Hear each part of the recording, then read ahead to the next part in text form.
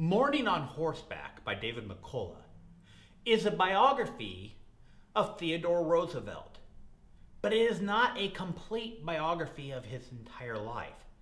Instead, it is a biography that helps you understand who Roosevelt became.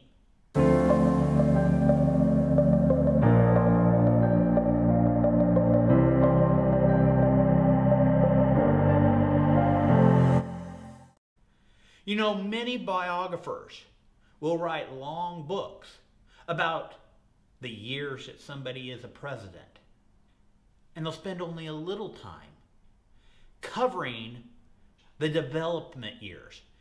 As such, you never really understand how the person developed into the public character that we love or hate.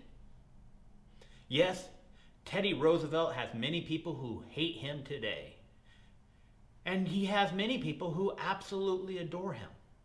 But whether you love him or you hate him, Morning on Horseback is a great read by one of my favorite authors, David McCullough.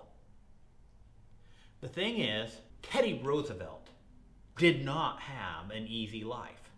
Yes, he was a rich kid who had the best tutors who came to his home and gave him an education.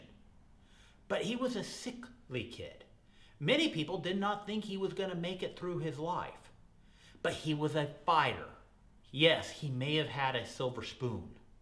His financial problems were never an issue. But he was a student. He read many books throughout his lifetime. In fact, I think he's probably read more books than anybody I have ever read.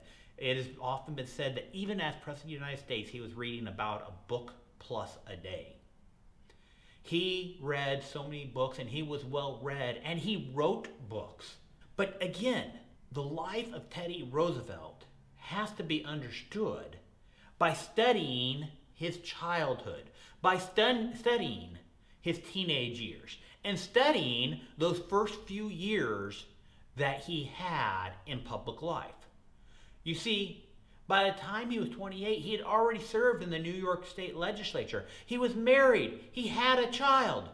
His wife died. His mother died. He went and spent 2 years trying to rediscover who he was on the plains of North Dakota.